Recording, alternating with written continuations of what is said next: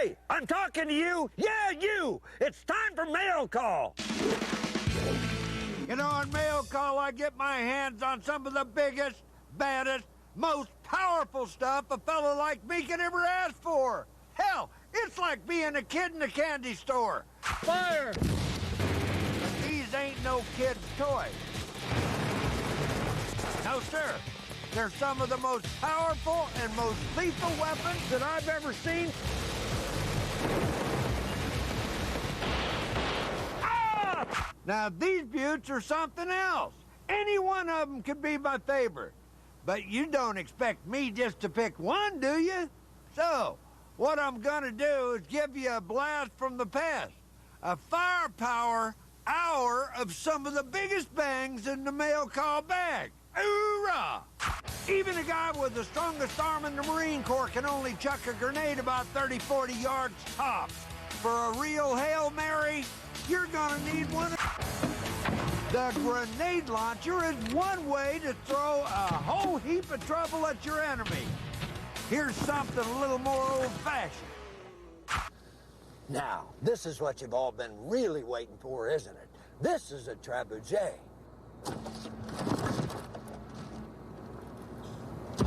Wow, did you see that? Let's load it up and shoot it again. Come on, let's go. I could spend all day pulverizing fruit, but that's not what this contraption was designed to do. This here trebuchet is a form of mechanical artillery used in medieval times. Now, a lot of people make the mistake of calling it a catapult. It's sort of like a catapult, but while catapults use the elasticity of twisted rope to fling their missiles, a trebuchet used a heavy counterweight. And these behemoths weren't just flinging melons over these impenetrable castle walls either. They were really good at hurling all kinds of nasty projectiles that with any luck at all ended up right in the lap of the enemy, like boulders, flaming tar, and even disease-ridden dead animals. Yeah, you might call them the original biological weapon. Trebuchets were developed in Western Europe around the 12th century. Fire! Ours was built last week by a guy named Ron Toms of trebuchet.com.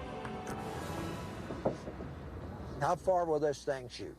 Well, this one is going to shoot about 300 feet. If we tuned it a little bit differently, had a heavier weight in there, a different projectile, we could probably make it shoot up to 500-600 feet. How much weight is in here? We've got about 700 pounds in here today. The medieval catapults would have anywhere from 4,000 to 10,000 pounds in the So they could stay way back out of archery range? Or, oh, yes. And launch this thing 500 feet? Well, they typically would shoot between 200 and 300 yards. The way it does that is a real engineering marvel. The throwing arm is pulled down and locked in place with a quick release catch. Load your ammo in the sling pouch, pull the quick release, and the counterweight drops. The arm rotates up and pulls the sling up and over and flings the projectile toward the target. As you can see, firing was the fun part. Wow! Now you gotta reload. And pulling down the arm with that counterweight on it could take as many as 20 guys. On the larger catapults, they'd have a big squirrel cage, like a hamster runs on, and have guys inside there trudging along. That's how they would winch the arms down. Now, I'm no medieval grunt, so today we're using an electric winch. Next, the sling is looped around the end of the arm. Then my buddy Ron attaches his own special trigger.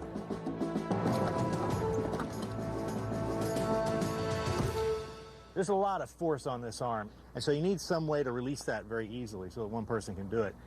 This trigger uses a mechanical advantage of leverage. So we've got an arm that comes over here, and it's held in place by this other arm. So you pull the first arm down, releases the second arm, it flips around, rope comes off, arm goes up. This is nothing more than a quick release. Very much so, yeah, it's a quick release.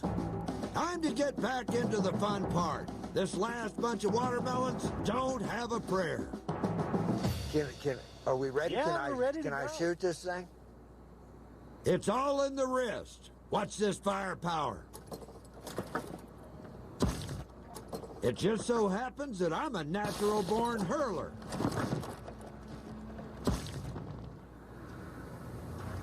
Yeah, the old gunny knows what you want. This is what you've been waiting for, isn't it? Now we've got some serious ammunition. Let's go shoot it. I want to see how far the History Channel fruit will go. I better get this one right. 3, 2, 1. Wait a minute. What am I thinking? I just launched my lunch.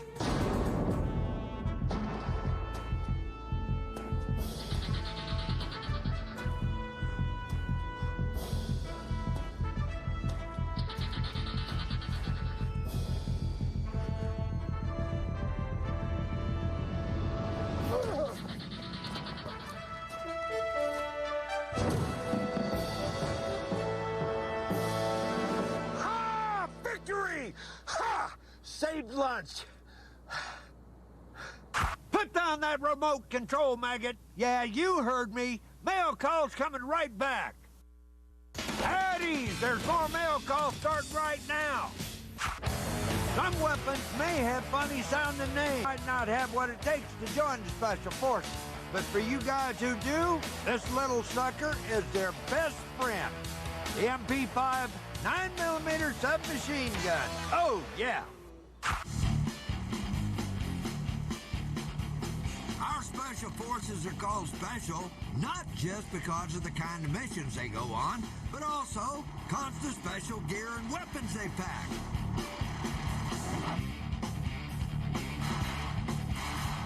These are United States Navy SEALs making a house call at the Naval Special Warfare Training Center in San Diego, California. Even when they're training, it's dangerous to be a SEAL. They're firing live ammunition, so there is no room for mistakes here. Everybody ready to go? Yeah. All right. Let's go. And according to these special operators, the little MP5 is a honey of a weapon, tailor-made for their high-intensity lifestyle. When SEALs pay a visit, they pack a short, compact weapon that won't slow them down or get in their way, but a weapon that's still reliable and hard-hitting. The MP5 is a lightweight, air-cooled submachine gun that's been around in one version or another since the 1960s. It's made by a German company named Heckler & Koch. It fires a 9mm cartridge from a 30-round magazine. And at the flip of a switch, the MP5 can fire on semi-automatic in 2 or 3 round bursts, or fully automatic rock and roll. The MP5s have a proven track record. They're popular with law enforcement agencies all over the world, especially those hard chargers and SWAT and hostage rescue teams. Turn around. Walk backwards towards my voice. This honey is a versatile weapon that can be modified with all sorts of special attachments. Out in the field right now, you can find nearly 24 different variations. It's a beauty of a weapon. But the MP5 isn't gonna be right for every situation. Because of its size and the 9mm cartridge, the MP5 isn't really meant for long-range work, but it's perfect for what the special operators call CQB, close quarter battle. That's when the bad guys are up close and personal. The MP5 is going to inflict a world of hurt on anything that gets in its way. And right now, I got a bead on a nest of enemy melons right for the picking.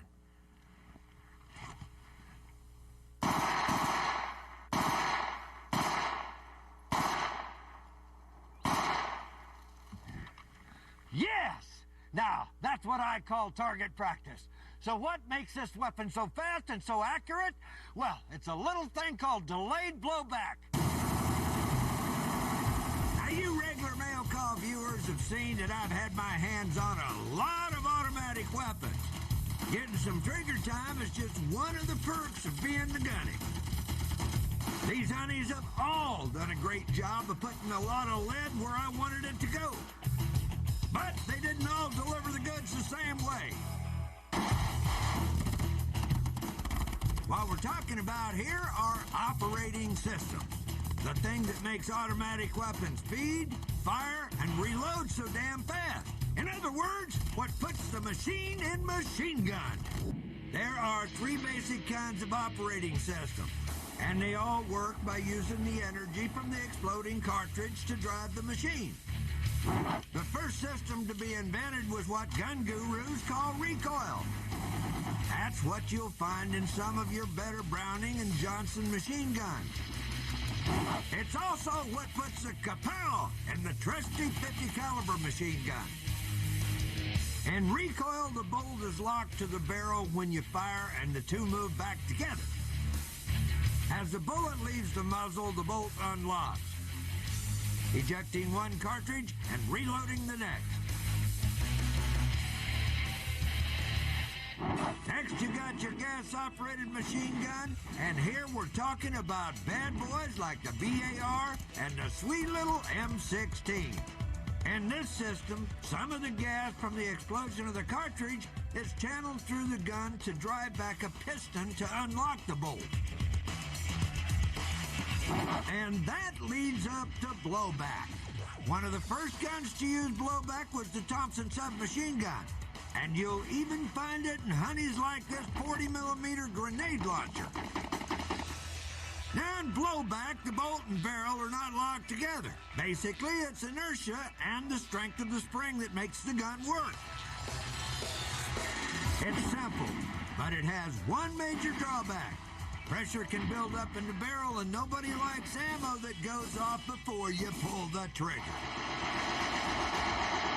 So that's how we get to delayed blowback, where you add a simple brake to slow down the extraction of the spent cartridge and give a little bit more time for the pressure inside the barrel to get down to a safer level. And that's what makes the MP5 Johnny on the spot when you're fighting terrorists. Did somebody say dismissed? I don't think so. There's more mail call coming up. Eyes forward from it. You are watching Mail Call. Now this here's the good old M1 Garand. No less a guy than General George S. Patton himself called it the greatest battle implement ever devised. It's a clip-fed, gas-operated shoulder weapon that's been around since the late 30s. It's a 30 caliber semi-automatic, which means it fires a round every time you pull the trigger. The M1 weighs just under 10 pounds. Gas-operated means that when you fire the weapon, the expanding gas hits the piston and automatically cocks and reloads the weapon. John C. Garand came to work at the Springfield Armory in Massachusetts in 1919. The 31-year-old Canadian-born engineer set about designing a new rifle to replace the World War I vintage 1903 Springfield. The 03 Springfield was a good rifle, but it was a bolt-action weapon. That meant that each time the soldier fired the rifle, he had to manually operate the bolt to load a new cartridge in the chamber. Well, John Garand had the bright idea that he could build a rifle that would reload itself each time it was fired. A so-called semi-automatic rifle. In the 1920s and early 30s, the Army tested a lot of different designs for semi-automatic rifles. After nearly 2 decades of work, Garand had perfected his design, and on January 9, 1936, Garand's invention officially became U.S. Rifle Caliber 30 M1. General, it's with a great deal of pleasure that we hand you here this first rifle off our line, and be able to say that we're about 3 months ahead of schedule, sir.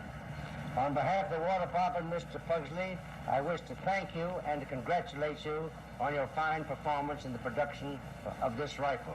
For the future, I even have greater expectations of you. Thank you, sir. In the late 30s, with war looming on the horizon, the Springfield Armory cranked up its assembly line and quickly increased its rate of production from 100 rifles a month to thousands a month. The M1 was the only semi-automatic rifle issued in large numbers to any army during World War II. Nobody else had a rifle this good. And the firepower, accuracy, and reliability of Garand's rifle no doubt saved the lives of many of our servicemen. By the end of the war, more than 4 million M1s had come off the Springfield assembly line. The M1 stayed on active duty through the Korean War until it started being replaced in 1957 by the M14 rifle. John Garand died in 1974, but his name lives on, thanks to the immortal M1 rifle. A semi-automatic is all fine and good, but sometimes only a fully automatic machine gun will do a tough act to follow. But Browning did it with a lot of class. The M250 caliber, otherwise known as Ma Deuce. Machine gun of choice for all branches of the military since it first went into active service in 1925.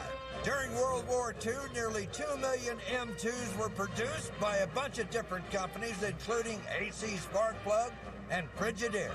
And these hulking, heavy frontline weapons wreaked havoc on the ground and in the air in Europe and the Pacific.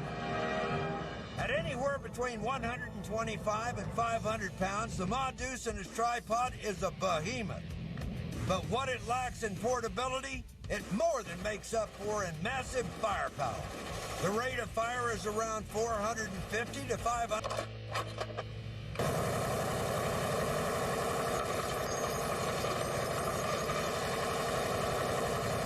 Hoo-wee! Hot damn!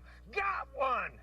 This is an awesome shooting machine, and with relatively few modifications, the Ma Deuce of the 1920s is still the standard weapon of its type in the U.S. military today. That's more than 75 years of active service and still going strong. You got one job, and one job only. Do you hear me? Stay put for more mail call. You are watching Mail Call on the History Channel. Now it's time to take the mail call Jeep. Where in the hell do you think you're going? We got a lot more mail call right after this. Time to settle down. Mail call's back. Twice a year, gun lovers from all over the world have only one thing on their mind. Well, you know what? I could do this all day, but a man's got to sleep, right? Are you kidding me? I'll sleep when I'm dead. Plenty of time then. The best part of this job is that when you maggots go away, I still get to play. Outside the monastery, civilization has lost its way. Godless behavior stalks the land. Chaos reigns. The world has descended into hell. It is truly an age of darkness.